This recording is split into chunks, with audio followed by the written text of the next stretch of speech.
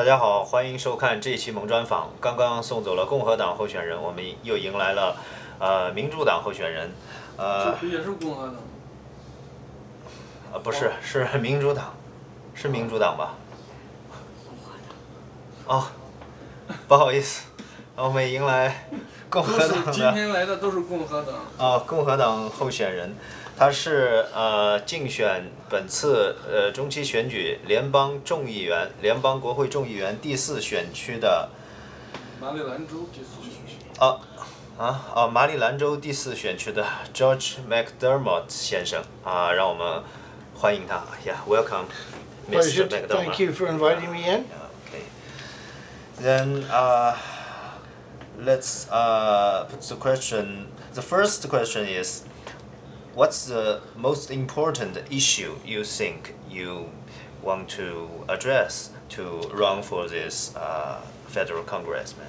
Well, the biggest issue that we need to address in our federal Congress is the waste, fraud, and abuse of our Department of Justice and our court system, which the agents of these two corporations are refusing to act in accordance with our Constitution and rule of law adopted by our founding fathers. And we have 50 volumes of law. Every congressman and senator will stand up and say that the rule of law is, the Constitution is the rule of law. Well, if it's a rule of law, why is it that 90% of our courts and legislative bodies disregard the rules when it comes to their ethical conduct, to adhering to the principles of the law as we know it, protecting the equal rights and liberties of our the 85% of our society who are not corporations and are not in the government. And we can't have that. That's not what the Constitution was set up for. The Constitution was up one nation under God, indivisible, with equal rights and equal liberty and justice for all. And that's no longer the case in the United States of America.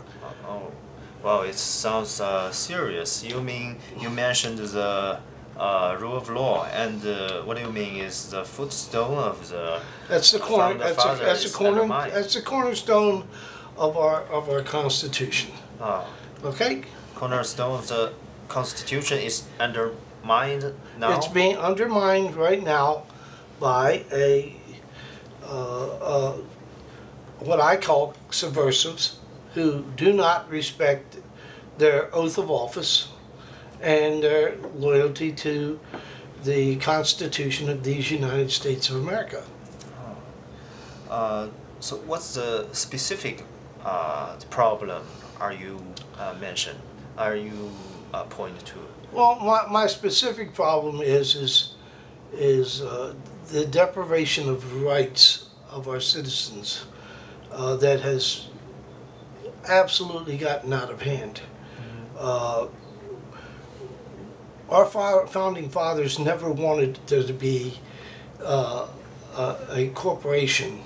They wanted to be. This was a Republican form of government that was supposed to be of the people, by the people, and for the people. And I don't think they ever envisioned entities such as the American Bar Association. I don't think they ever envisioned that down the road that the international bankers would take control of our government and turn it into a private corporation. I don't think they ever envisioned the fact that the American Bar Association and its agents and assigns would work to subvert the rule of law, to protect corporations over the best interest of the citizens of this nation. That's Mom. Code is calling. I'll call you later. Bye. I'm going to turn this off. Never mind. What you said is, in my opinion, sound like a democracy because Someone said the big companies are taking the country, the whole country. Is that your opinion? They control everything in this country. They control everything in this country. The corporations, they control the courts. The American Bar Association is a private corporation, and it's a private non-profit corporation. Its agents and assigns. Here, excuse me. Here it's. Oops. Never sorry. mind. Yeah. Its agents and assigns do not respect their oath of office. Now they take a very strict oath of office under our Constitution. I mean, they must adhere to the principles of law of this country set forth in our Constitution, and yet we're at a point now that I can say with honesty that 98% of all citizens who go to court and try to represent themselves are illegally dismissed with perfunctory, non-signed orders, and the consequence of that is how can you take people's homes, businesses, their children, their legal rights, their constitutional rights away from them with unsigned orders that no court clerk office will authenticate or validate, that an unsigned document is an unsigned document. It's a forgery. Okay? That's the bottom line. I don't care if it comes from the President of the United States. I don't care if it comes from a judge, a clerk of the court, an attorney.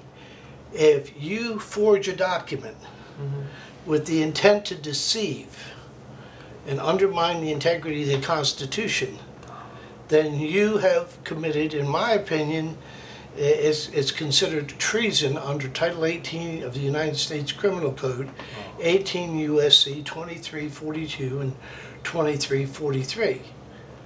But because the American Bar Association's agents control all of the courts, all the court clerks, all the FBI agents, 50% or more of the FBI agents, probably 70% of the Justice Department, Okay.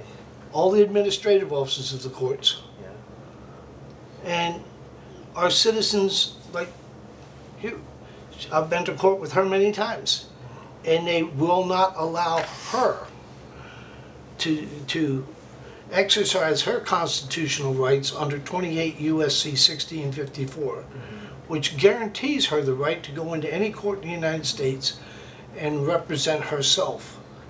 And they're supposed to respect her rights, and they're supposed to protect her rights. And when they don't do that, then they become in violation of their oath of office, and they should be removed. It's simple as that. Why should she lose her house or her property because a group of mafia-controlled lawyers have taken over the courts? Because they go out and they play golf with the judges on the weekends, and 90% of the cases are decided on a golf course instead of a court of law. Okay. So speaking of the constitutional rights, and what's your opinion on issue that most Asian American are concerned and most immigrant concerned, that the Trump said they can cancel the birthright citizen by some governor order instead of your executive order he's talking about. Well, I think he's got a hard road to go there, even though an executive order will not amend the Constitution of the United States. Okay, you have to have a clear majority of the states who will agree first to even entertain it. It has to be brought before the American public, and the American public will vote it up or down. And then when you get 2/3 of the state who agree, of all the states, then you might be able to get a constitutional amendment through. But the president is violated, in my opinion, the law so many times. Oh, Trump violated so many times. In my opinion, yes. I'm a Republican, but I do not support him.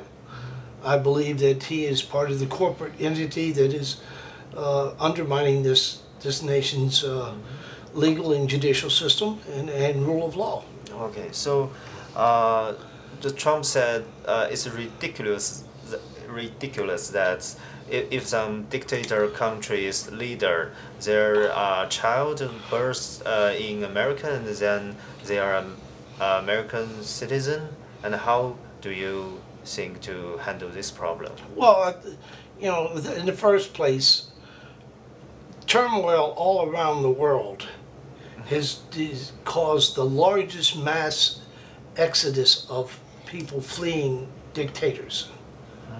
Okay? The European countries have taken in millions and millions of people from Syria and Iraq and Iran who, before we went over there, lived decent lives. Or even though they were under a dictatorship, you know, they were not in the position they're in now. Okay? And we've got a threat coming from, allegedly, from the Mexican border. Well, the problem, I have a problem with this is, you know, history is something that comes back and bites you. Okay? Had it not been for the fact that Mexico owned a great deal of the Southwest. Yeah. And a group of people got together and, you know, started, and they, you know, first we have the Native Americans. Yeah. They were the true Americans. Yeah. What did we do to them? We chased them, we hunted them, we put them on reservations, we violated their constitutional rights, we starved them. Yeah, it's okay? a disaster. Yeah. That's a sad history. Then, when the railroads came along, what did we do? We went over to China, and we brought thousands and tens of thousands of migrants over here to build our railroads. Yeah. And the major corporations got wealthy off of these people, and they cared nothing for the rights and the liberties of those people who they brought in. Same thing with the slaves from Africa. You know, they did not expect to be kidnapped and brought over to here to make wealthy cotton growers and plantation owners and businesses, turn them into slaves. So you are against the big company, the larger corporation? I think that big companies have a duty to and responsibility to make sure that why they prosper, their employees and their families prosper along with it. You know, you cannot have a system where everything goes to me and nothing goes to you.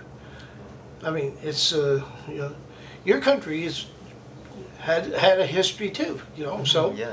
I mean, when Nike went over there and they could get a pair of shoes made for you know, over there for a fraction of what they did here, but the labor rate over there was like what, $2 or $3 a day versus over here, and you're working towards correcting that. Yes. And your country is growing and prospering, and I see that it's you know, it's people don't it has moved into the 21st century in a way that, because of you now have like the largest bridge in the world, you had one of the largest structures in the world. You know, our children are not being taught history the way it should be taught, and there should be a in my opinion, every school should have a basic constitutional class for from the 4th until the 7th grade. On basic, if you told a child, and I'm sure if you told a child in school when he was a third grade or something, that here's the consequences. This is what the law says. If you do this wrong, you're going to have to pay a consequence. Okay? You have to be a good citizen. To be a good citizen, you have to obey the laws. If you don't know the law, and you're not instructed in the laws, how can you obey the laws? Yeah, sure. Okay? It's society 101. You want a society that will, that people respect each other. Yeah. I was born in the 50s and 60s, and I lived in some of the best slums in Maryland and New Jersey, and a lot of what's happening in these neighborhoods,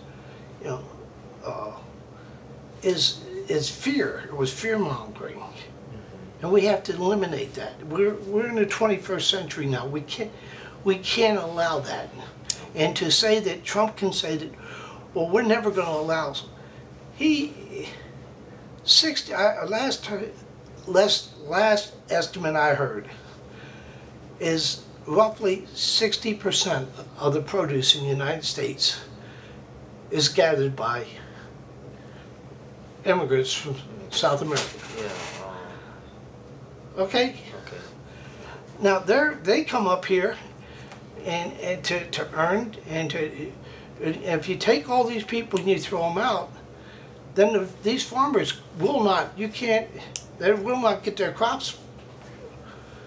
If they don't get their crops once they plant them, if they don't go, then what happens? The economy goes down, and so you have to have some latitude, and our Congress is afraid to address this. Everybody, well, I'm a Republican, I'm a Democrat, and you did this, and you did. When you're elected to Congress, the first thing you should do is take that label and throw it in the trash. So you think that Trump shouldn't build a wall at the border of Mexico? And how do you think the refugees like South America now is going to the United States? The reason for that is a lot of it is you have sanctions against Venezuela. Yeah, Venezuela. Okay. Yeah. And when you take away their, I think it's Brazil's also in trouble right now. Yeah. Because of economics. And my opinion is we're all in this hemisphere, the United States. We're all the United States, and one brother looks after the other. Okay. So and you should. You should help them. And if dictators are, be more political, not adversarial. Maybe be more political and try to resolve the problems in their country. And if you resolve some of the problems in their country, with the immigrants won't be coming here. Yeah, sure. I mean, when Mexico opened up and they started, the immigration population went down. Yeah. Okay, so these are political issues that people need to realize that you're not alone in this world. We are all inhabitants of this planet. Yes. And as inhabitants of this planet, we have a duty and responsibility to make sure this planet, its ecological and meteorological. So the United States should help other countries like. Well, they do help them, like but China, the Belt and Road. Well, China got help. I mean, China got help. You helped us during the war, okay, and we helped you. You had a new leader come in for years and years. We had a bad relationship. Now we've got a better relationship. Okay, and telling everybody that the world is going to come to the end. I remember the 50s when I was in school, and they had ducking cover. You were supposed to get down underneath your desk and huddle underneath there when a nuclear bomb went off. Oh. Yeah. So it scared the living daylights out of children. It made, and right now we have, like, between Russia and the United States, and I think it's like 13,000 nuclear weapons.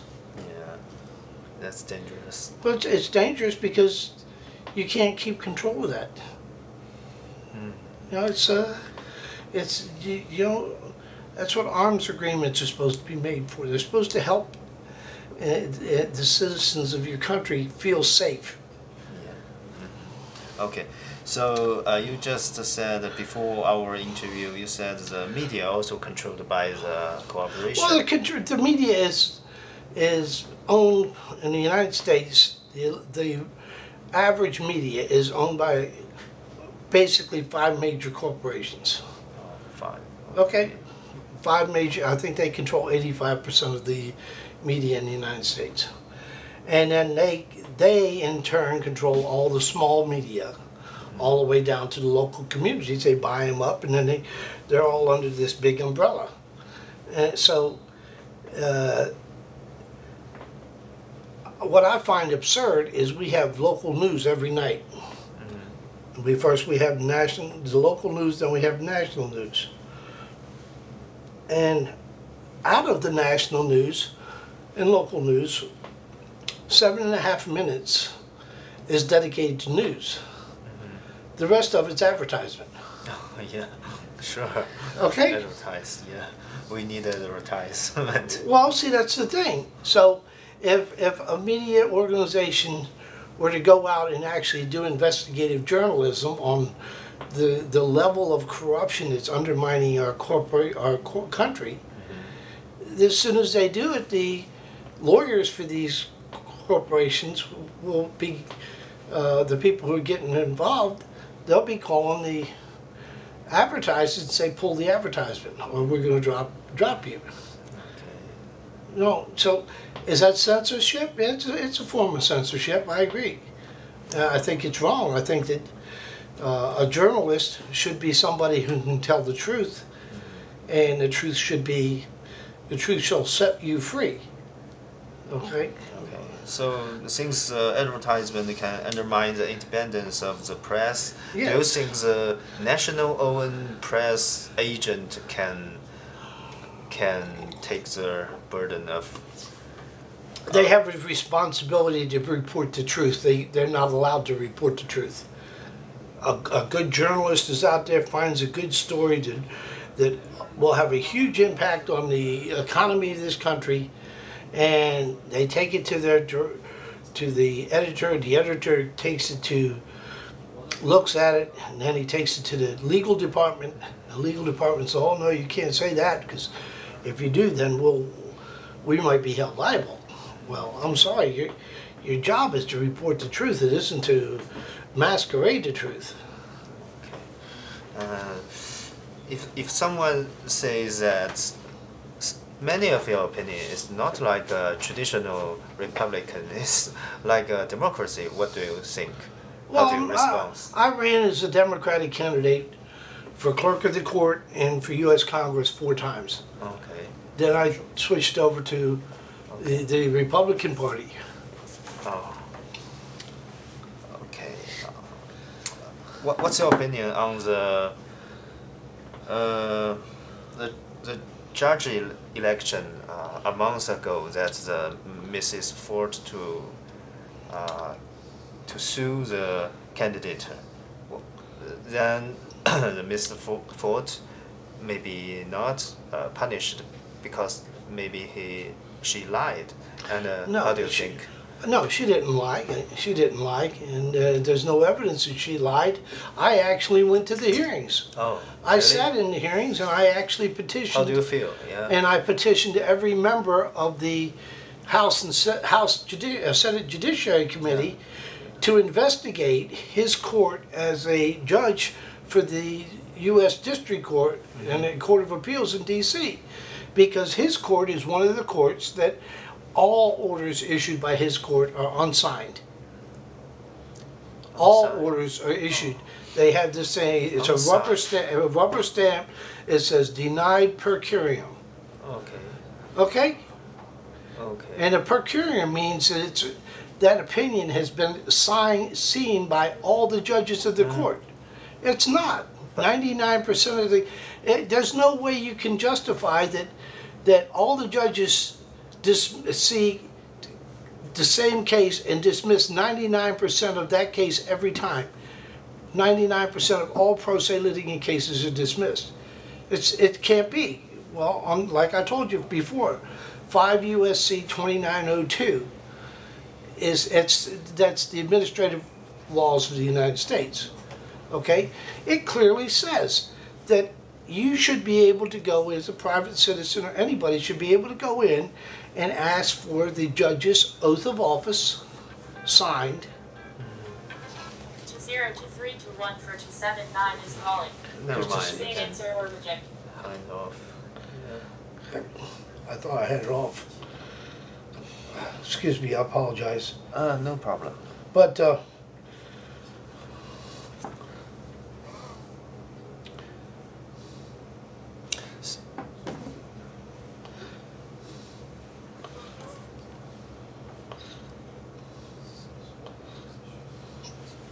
so you don't think Miss Ford was lying, but no. How do you think the whole? I think there was evidence there that Miss Ford was not, and other people were not taken.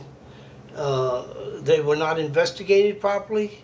I think that the evidence is overwhelming that the abuse of power by the people in control, that it's never investigated properly when it's against a attorney or a judge or a political figure, and it has to stop. Oh. And there should be, the FBI should have done a much more in-depth investigation, but they too are, in my opinion, I just had a contact with one of them up in Elkton, Maryland this morning, where I was reporting a crime with 2 other people, and they called me and he said, well, this isn't a crime. And I told the agent point blank, I said, you have a duty and an obligation under 9-4100 and 4200 of the U.S. Justice Department guidelines, which is your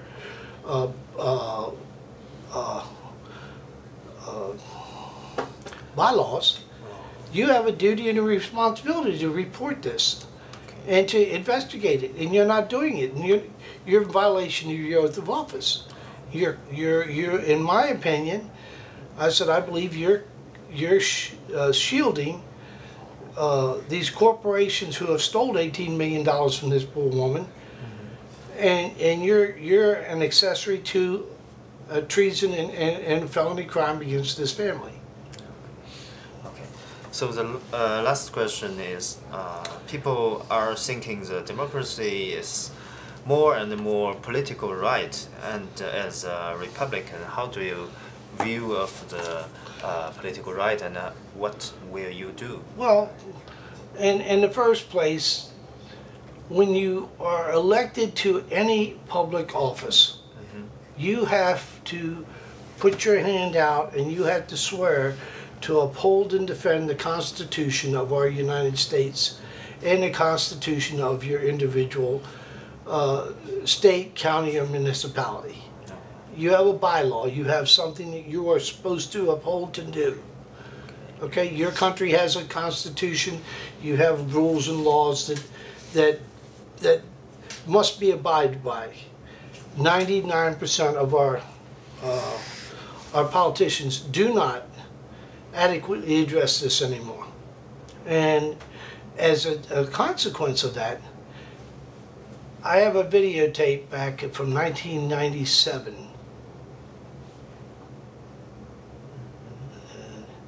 Yes, 1997, where the assistant director of the FBI came on C-SPAN, and he explained, he was giving a seminar on white-collar crime, and he said, at this time, white-collar crime is costing the nation 7,000 times more financial loss than all other crimes reported. So many. Now today, it's probably 4 times or 5 times that amount.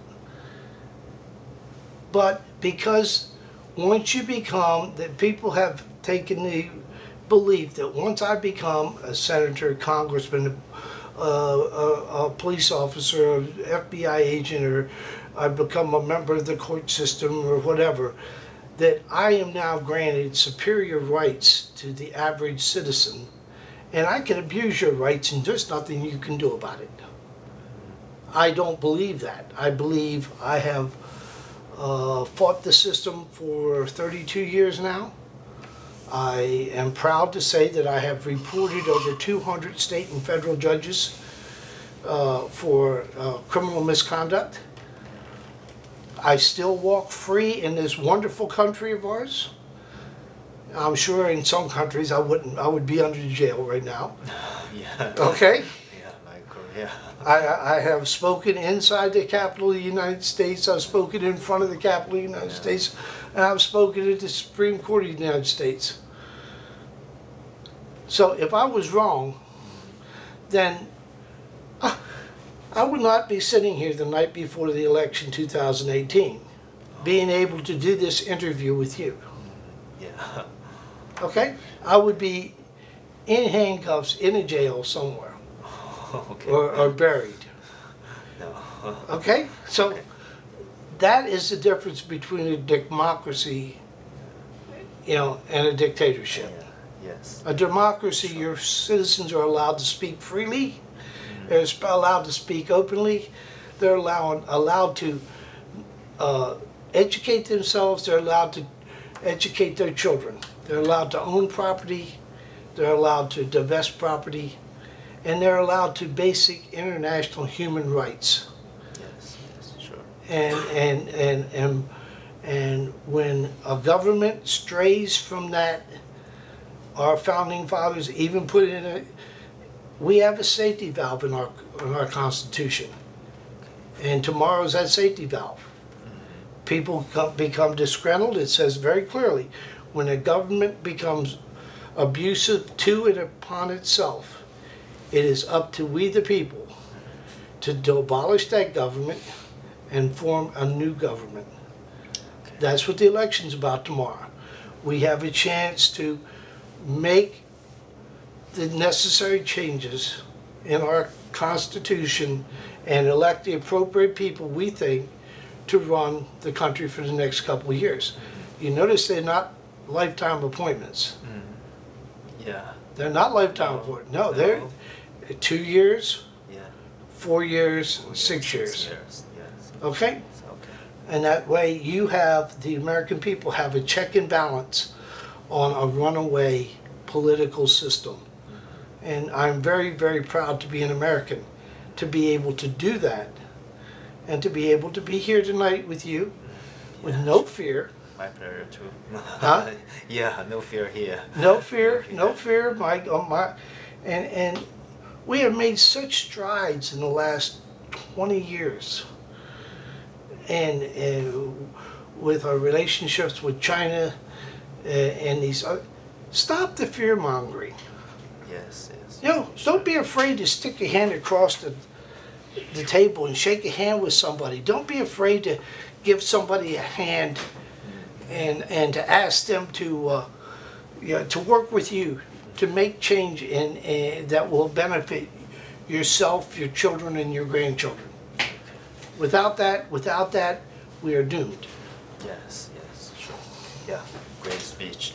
And the last step, would you please say something to the audience and the residents of the fourth zone? Well, to anyone out there looking at this, my name is George McDermott.